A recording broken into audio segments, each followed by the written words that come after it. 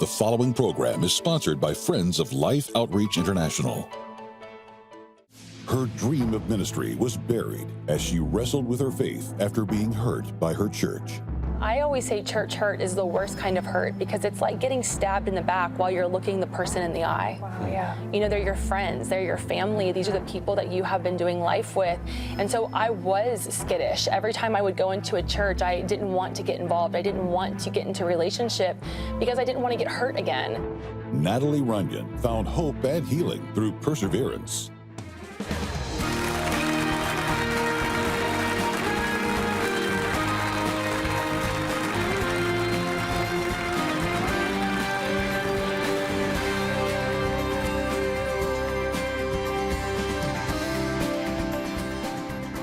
Hello, everybody. I'm Tammy Trent. This is Randy Robison. Welcome to Life Today. Randy, we're going to have another great show today. I know. I've already talked to her. Have you? Online, Have you? yes, I did. Oh, she's amazing. But you've kind of known her a little bit for a while, yeah? Yeah, I mean, it's, you know, the one thing I love about social media is that when it connects you to the right people, especially people in ministry that I'm so drawn to and can speak to so many different things that are going on within the church that really helps me grow in my faith. She's one of those girls that somehow I found her and I didn't want to leave. I stayed and like every time something would pop up, I'm like, Natalie, there she is again. And I would lean in for a listen because she has so much wisdom. And then I dug in a little deeper to find out she talks a lot about church hurt and abuse in church, but not just that, but how God can bring hope and healing into the lives of so many that have experienced that. So Natalie Runion, it's so good to have you here. I'm going to tell you my best friend. It's so good to be here with you guys. Yes. I feel like I know you already, so thank you for having me. Yes, you've got a great book out titled Raised to Stay. Tell me about this book. I mean, let's dive in right from the beginning. I mean, tell me about the book. Tell me about your life, who you are. Let's introduce you to other people. Well, I grew up as a pastor's kid, and I always say I didn't choose the thug life chose me. You know, you grow up in the ministry, it's a family business that you didn't necessarily think you wanted to inherit. And then following being a pastor's kid, I found myself in full-time ministry as a worship leader, a women's leader, going into leading choirs of children. I loved the church, even after going through extreme hurt. In my late teen years, which are our most formative years, we know, really having to wander and wrestle my way through my own faith through college. But the Lord, He found me and He brought me back into adult ministry. And it was in that I began to wrestle with God's people. And we know that people are very people-y and church people are very church people-y, and just learning myself how to navigate my own hurt as an adult, but then also trying to figure out, why are my friends leaving the faith? Why are so many people deconstructing? Why are people not just walking away from church, but walking away from Jesus? And that broke my heart, which is why I began writing these black boxes with white writing on social media, just trying to convince myself not to quit, hoping that I, in turn, would help others not want to quit, not just church, but their relationship with Jesus. Wow. Was there ever a time when you did quit? I wasn't in full-time ministry for about 10 years. I was a gym teacher, believe it or not, who would also lead worship on the weekends. Really? And I think having that job in the world with people who didn't know Jesus, that was almost invigorating for me, because it made sense that non-believers would be a little bit crazy sometimes, but when Christians are crazy, you feel really betrayed by that because we're supposed to have it together. And so when I went back into full-time ministry in my mid-30s, that's when the Lord really began to show me, you do love my people, you do love me, and I need you to do this and to not give up. And so here I am. My previous pastor used to say from the pulpit, if you haven't been hurt in church, you haven't been going long enough. Right? And unfortunately, I'm right. Unfortunately, there's some truth to that. But in kind of loose terms, what happened to you guys that caused that initial hurt? When I was a senior in high school, we had been pastoring a church that we adored. We lived in the church parsonage. My dad was the associate pastor. And one Sunday we show up and we're told, this is your last Sunday. There was no warning. There was no meeting. And in front of all of these people who had raised me and who had been my family, we had to say our goodbyes. And I remember as a teenager, it feeling like a funeral. as people were weeping, completely caught off guard, and having to go and pack up our home and drive away with no plan. And thankfully, my dad had been in wonderful congregations before, and this incredible family invited us to come live in an efficiency apartment above a barn. And I spent the last part of my senior year of high school almost like David running from Saul. Like, this can't be your people. This can't be your church. God, redeem it, make it better. As I'm listening to my dad circle job openings in the newspaper with a yellow highlighter, and just feeling my identity as pastor's kid being stripped away from me, which launched me into going to a public university, majoring in a science major, and having to fight for my faith in an environment that I had never been in before for the very first time. And so no fault of your family's, no fault of your father's, No. but just kind of cut off and kicked out. Did you at the time, or did it take some time, to differentiate between God's people doing ungodly things and sort of what a lot of people do, which is kind of just reject God? It did, because I always say church hurt is the worst kind of hurt, because it's like getting stabbed in the back while you're looking the person in the eye. Wow, yeah. You know, they're your friends, they're your family, these are the people that you have been doing life with. And it is the worst kind of betrayal when the church doesn't protect you the way the church is supposed to protect you. Yeah. And so I was skittish. Every time I would go into a church, I didn't want to get involved. I didn't want to get into a relationship because I didn't want to get hurt again. Sure. Yeah. And it would take nearly 10 years for me to want to really enter back in and risk getting hurt again, because I do believe that the reward of love is greater than the risk of getting hurt. But that takes a journey to get there when you've been hurt. Sure. Yeah, how do we know when we're in a situation when we're being hurt, like church hurt, or if somebody's trying to hold us to accountability, and I'm just hurt because you're calling out my sin here, and now I'm uncomfortable, and and now I feel hurt by that. Like, how does somebody know the difference between you are abusing me or you are trying to hold me to a higher standard in my life? Well, first of all, I just want to say to anybody who's been abused by a leader or by a church, I'm sorry. I believe you. I know what happened, and we know what happens. And so abuse is one of those that, just like we wouldn't tell somebody to stay in an abusive marriage, we would not tell somebody to stay under abusive, toxic church leadership that's causing them harm. If that is you, we believe you, and we don't want to see you stay in that. However, there is a difference between abuse and offense. Offense is something that we pick up. It's something that we choose to carry. Where abuse happens to us, offense is a choice. And so when somebody corrects me in love, or they correct me in a way that's not abusive, but corrective to help me grow, I have a choice. Am I going to pick that up as an offense and move on and take my toys and try to find something better?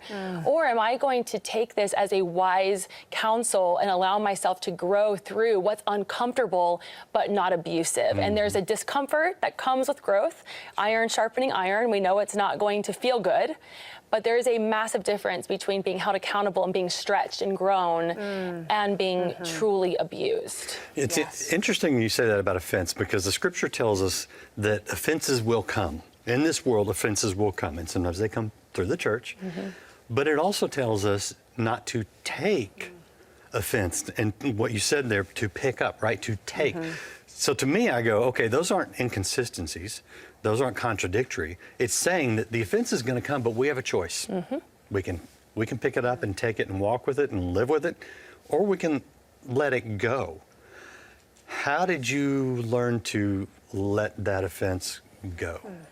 It's a daily surrender to choose not to be offended by things, and also by the people that are in leadership over us, the people we're in relationship with. And every day it's a heart check. It's a posture check. It's, Lord, search my heart. Before I start pulling specks out of other people's eyes, let me look for the plank in my own and search my heart. Where am I carrying offense? Where am I carrying unforgiveness? And as I travel across the world and I ask people, hey, if you've been hurt by the church, let's come forward and I'd love to pray with you. The altars are full. And what's happening is people lay down those offenses, as they lay down those things that have been holding them down, as they seek to forgive those who have hurt them. Maybe maybe not trust him again or enter back into a relationship. But as they choose to forgive, we're not just seeing spiritual healing, we're seeing physical healing. Wow. I'm seeing a woman whose ear has been closed her entire life. She can hear now for the first time, and we're seeing little boys who couldn't walk. 3 months later, I'm getting videos from their mom of these little boys running through fields. And what I didn't expect was that as spiritual healing was happening, that physical healing would come, because the weight of offense, the weight of unforgiveness is tangible. And I'm watching the church throw off those chains and run to their healer, and it's beautiful. Wow. Incredible. Honestly, I love, because it gives you so much hope to know that. I mean, I know people that have left the church also because they've been hurt. I've been abused, I've been hurt. So I'm done with God, I'm done with church, and they find it even hard to want to go back. And I hurt so much, because I think you're missing out so much of what God has for you. People have hurt you, people have taken from you, but God will not do that to you. People are unhealthy, people are toxic, but God is whole and He is not toxic. How do you help somebody that's been in that place that just doesn't want anything to do with church? Don't tell me about Jesus, but how would you tell them today, Natalie, that there is hope? How can you tell them to take a step closer to forgiveness, to find healing in their life, because God has more for them? You know, God is not in a hurry with your healing. He's not in a hurry to rush you back into a church family or back into a church community. He's in a beautiful place of this patient King who sits with us among the hard and the hurt to reveal His hope and His holy that may not come for several years or in the form of vindication or what we think is justice, but in this peace that passes all understanding, that guards our hearts and our minds through Him, that we can't put words to. And so I would just say, don't be in a hurry. Healing is not linear. And though we as humans are very quick to rush people into healing, our God is so patient and so kind, and He was there when the hurt happened. He was there when the hard happened, but He is so excited to bring you into the hope and the holy. Amen. And that can only be done by abiding in Him, resting in Him, meeting with Him. That John 15, if you'll abide with me, I will abide with you. And through that, good fruit will be produced. And what I don't want to see is any more Christians dying on the vine at the hands of abuse, of hurt, and things that we don't have to keep on living out as the people of God. We can run to healing. Yeah. Yes. So back to your story. What happened to your family, to your father, after this unexpected and undeserved church hurt? There were several years of us wandering as a family. When you've been a pastor's family your whole life and that's taken from you, it's an identity crisis as a whole. But a few years later, my dad would call me at college and say, I've been invited to be a pastor at another church. And I remember my first reaction was, well, it's your funeral. Go for it. I would rather not, but that's fine. I was still really hurt. But I watched as my dad continued on in ministry over the next several years, and even into ministry in other capacities. I ended up going into full-time ministry, but it's interesting that 3 years ago, the church that hurt us, when I was a senior in high school, I get a phone call from the new pastors who were in my youth group that Sunday that we were dismissed. Oh, wow. They're now the pastors of this church. Jeez. They call and they say, Natalie, we're having the 100-year anniversary of the church, and we're calling back a few leaders from the past. Would you come and lead us in worship? And I remember saying, no, why would I do that? There's been therapy and there's been, counseling. Why would I go back? And the Lord said, Natalie, you're writing a book about a reconciled church. You should go back. Yes. And so I remember calling them up and telling them, okay, I'll come, making that flight with fear and trembling to this place that I had loved so desperately and been hurt so badly. Walking in, the pews look the same, the smells are the same, everything's the same, and feeling that just hurt, but also this deep love. And the people that I had known since I was a little girl, they're still sitting in their pews. They're still there. They're still alive. And you could tell they're trying to figure out who I am and why I'm there. And as I was leading worship, we got finished with the set, and it was the offering time. And the new pastors, they start to introduce us up on the platform. And they get to me and they say, this is Natalie. Her dad, Ron, was one of our favorite pastors to ever pastor this church. And the whole room goes up in applause. Wow. And the Lord just stopped me and said, Natalie, what you thought was exile was actually an exodus. They didn't hate you. They're just as innocent as you are. It was 1 or 2 broken men who made a decision that the enemy hoped you would cast on the entire church. And it was 1 or 2 people, and how close he came to winning. But he didn't win because I went back, and as I got off that platform, those sweet old ladies were coming up to me and hugging me and tell your daddy that he was my favorite hunting buddy and tell your mom we miss her singing. And it was this huge family. And do you know that my parents now attend that church on Sunday mornings and are mentoring the new pastors of that church. Wow. And they're back in family, going out to eat every Sunday with those people that they once pastored. And it's a joy for them to now support the new pastors. And this is why we can't quit. A lot of us are quitting before the miracle. And my miracle came 30 years later. My parents' miracle came 30 years later, but God is a God of reconciliation and restoration. Yes, yes. And he doesn't quit on us, so we don't quit on him. Oh my gosh, girl, there's so much right there. I just want to I want to cry, and then I'm like, it's so beautiful. I rejoice when I see God's people being healed, when there's reconciliation. It's so beautiful to me, and I love that part of your story, that redemption. I love it, and God is using you every single day. Every single day, Natalie, your voice is incredibly powerful and very needed in today. We talk a lot about deconstruction, and I think your book, Raised to Stay, maybe touches a little bit on that as well. But what do you hope that church leaders will take away from your message? That deconstruction doesn't have to be a bad thing. That when our people come to us and say, I'm deconstructing, in a lot of ways, that doesn't mean deconversion. It means that we're detangling from some of the religious things that have been placed on us that we were never meant to wear, that it wasn't Jesus. It was never Jesus. And for me, in my generation, some of that was purity culture. There was some shame.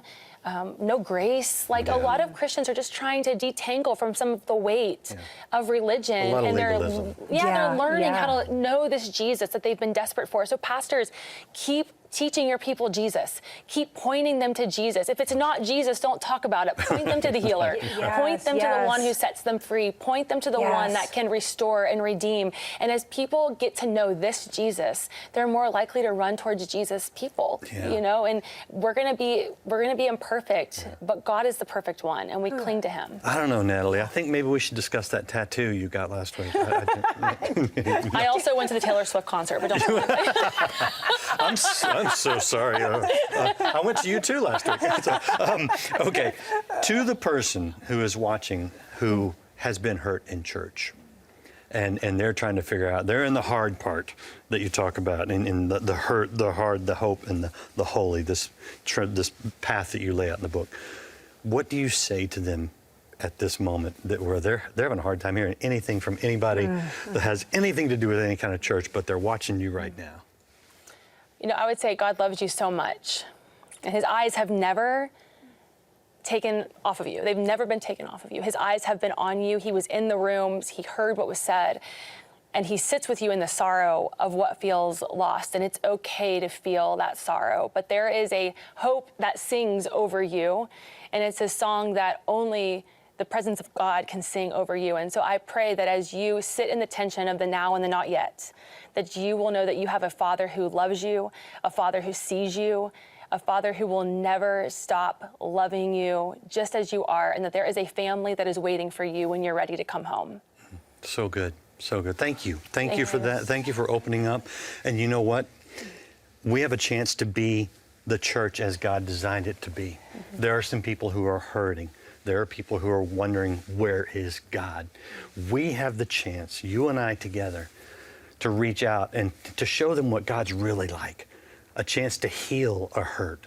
Watch this and you'll see how. Oh, hello. Thank you for letting me come to your house. Hello, Mama. As I told you earlier, our friends at the medical clinic shared a little of your story with us. And so we wanted to come and pay our respect and our condolences. Can you tell me your baby that you lost? What was the baby's name? As I've sat here today and listened to Christina's story, it's the story of so many mothers here in Angola and so many of the other countries that we work here in Africa. Valentin was sick and you took him to the hospital. What did the doctors tell you?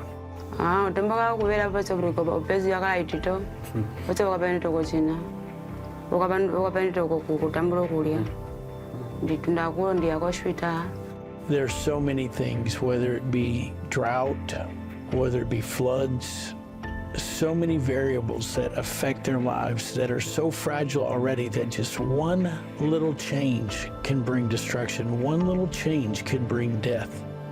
Do you think about Valentine often? What was he like? I know it's hard, I'm sorry. It's okay. When I asked Christina about Valentine, she can't hardly talk about it. And she's able to talk about this brand new baby. And boy, when I asked about her daughter that is still alive, she brightened up and she wanted to talk. But the fact is, a mother's heart cries out for the one that is lost. What do you believe would help your village? How does that make your heart feel? She said, many people talk about the solutions, but they never come. And the reality is we do have the solution. We have the solution with mission feeding, because mission feeding provides food for children in school. High protein, high caloric diet that will give them everything they need to learn so that there is a future and a hope for them. So I'm asking you, would you please help us with mission feeding? We can together put a hot meal in every mission feeding bowl every day for a child's life. A mother's heart cries out for the one that it lost, or the other one, or the other one. When I sit and watch that piece, and I see her with so much sadness in her eyes, in her life, everything that's surrounding her, I ache inside, because I just think, how could I change that for her? How could I give her something that would bring life to her, smile? And at the end of the piece, you see how the little ones are sitting there and they're on the ground and they're eating the food that we provided for them, that you have helped provide for them. And I can't help but smile in that moment, because I know that that is turning everything around for them. Just as John said, like one little change could change everything for the good or the bad. Together today, we have that chance to change everything for these families, these children, to change it for good, life-changing good. That is something I want to be a part of, and I'm asking you today, if you've never had an opportunity to give, today's the day to do it. Let's not wait till tomorrow, or let's not wait on someone else. God is asking you to respond. I'm going to ask you to respond today as well, too. We are feeding every single day 350,000 children. That is amazing to me, and we want to do even more. So with your giving today, $30 will feed 3 children for 3 months. $50 will feed 5 for 3 months. $100 will feed 10 for 3 months. For $1,000, you could feed 100 children every single day for 3 months. This is the last week. Right now is the time to decide, to change, to make change for these children right now. Today is the day. Do not hesitate. Do not wait. Let's be the difference. Let's be life to these families. Let's turn everything around by the very small little change we make, Randy. Tammy, I love your heart. I love your empathy. I know you've seen it. I know. And you feel it, and that is such a godly response, and I appreciate that about you. And I know many of you watching feel the same thing. I got to tell you, at the same time, there's people like me, and John talked about the variables that lead to hunger. And we think, well, what if they just moved somewhere else? What if they didn't have as many children? What if? Well, let me ask you this. What if God is just testing us and saying, when you see a need, will you fill it? Will you be my hands and feet? What if it's about more than just hunger? What if it's about us being God's representatives as He designed us to be? Whatever the motivation, I hope that you'll look at this as we wrap up this year and say, you know what? I'm going to give, and I'm going to give generously, because I want to bless those people in the name of Jesus. I want to meet a physical need and also a spiritual need. Will you go online, go to the phone, make the best gift you can, Let's kick off the new year by ending it with generosity so that we can go into the field and feed even more and more people and say, God loves you. Do it now. Across the continent of Africa, children are suffering, facing severe malnutrition and even death. With food reserves gone and many areas experiencing severe famine, we urgently need to replenish supplies to keep feeding the 350,000 children who are counting on us. Through Life's Mission Feeding Outreach, your gift of love can be an answer to prayer for a hurting and hungry child in their time of need. Call now with your life-saving gift of $30, $50, or $100 to help feed and care for 3, 5, or 10 children for 3 full months. With your gift of any amount, we'll send you the brand new Life Planner. Bound in soft touch leather, this planner will help you with your daily walk with space for you to record your appointments, goals, inspirational notes, and prayers. With your gift of $100 or more, please request the God's Promise Serving Bowl. This beautiful and versatile ceramic bowl is decorated with 2 Corinthians 9:8 and will make a lovely addition to your table or home. Finally, with your gift of $1,000 or more to help feed and care for 100 children, be sure to request our inspiring bronze sculpture, Consider the Birds, inspired by Jesus' words in Matthew 6:26. This is the last week. Please call, write, or make your gift online. I hope you are going online, or if you prefer, go to the phone.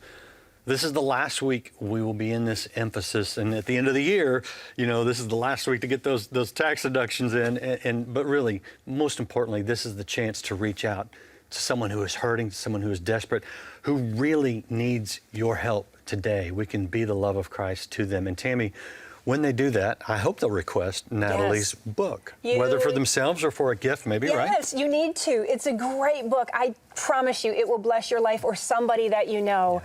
So with any amount that you can give today and come alongside us, we want to make sure to send you Raised to Stay by Natalie Runion. We love you. We appreciate you. I am so glad you have found healing in your life, so now you could use your voice to help others find that same healing, Natalie. God bless you so much. Thank you for being here. Thank you for watching, and we'll see you next time on Life Today.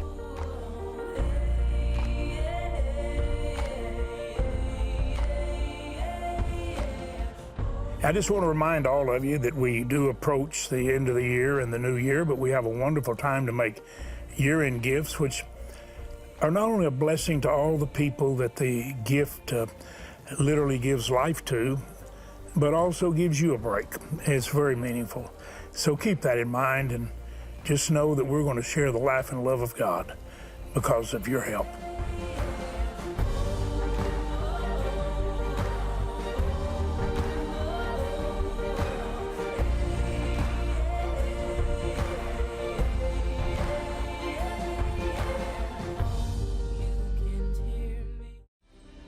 When planning your future, keep their future in mind. Contact Life Planning Services today. Just because you have faith for the outcome doesn't mean you don't have pain in the process. Amen. And Jesus expressed the pain of the process because he was wearing a human body. Life Today is made possible by the supporters of Life Outreach International. Your gift will be used exclusively for the exempt purposes of life. The ministry features specific outreaches as examples of the programs it supports and conducts. Gifts are considered to be without restriction as to use unless explicitly stipulated by the donor. The ministry is a member of the ECFA.